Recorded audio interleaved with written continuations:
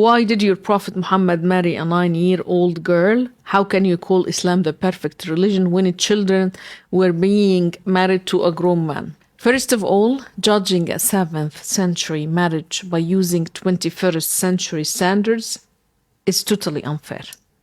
Because at that time, it was common across many civilizations for girls to marry as soon as they reached puberty. And according to Jewish law at that time, girls could be promised for marriage from age 3 and married after reaching puberty. And even in Christian Europe, King Richard II of England married a 6-year-old girl named Isabella of Valois in the year of 1396. So why do you accuse Islam for this when it was normal in many other cultures at that time? Also, children grew and matured differently at that time because they lived naturally with healthy food, clean environment, and no artificial hormones. Like a 9-year-old girl on those days was not like a 9-year-old today. And if we come to judge the Prophet Muhammad ﷺ fairly, we must also look at the type of his marriages. Like he married Khadija radiallahu anha, a widow, 15 years older than him. And he remained loyal to her for 25 years until she passed away.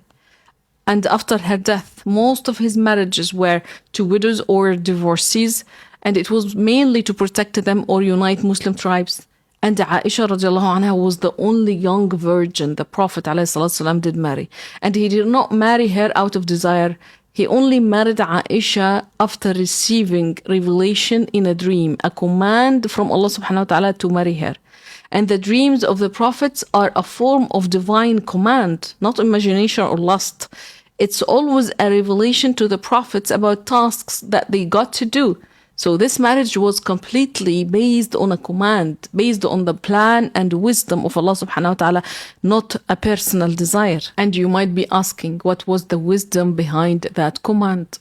We can see this wisdom today by marrying the Prophet ﷺ at a younger age. Aisha radiallahu anha lived many years after his death, which allowed her to narrate over 2,000 hadith, covering personal, legal, and everyday life details. She also became one of the greatest scholars of Islam. She also documented the Prophet's actions and sayings, which now form a foundation for Islamic law, Sharia. And without her close relationship with the Prophet and strong memory, we would have missed many important parts of his life, like rulings about prayer, purity, and family life. This marriage wasn't by coincidence or out of desire. It was a part of the plan of Allah subhanahu wa ta'ala.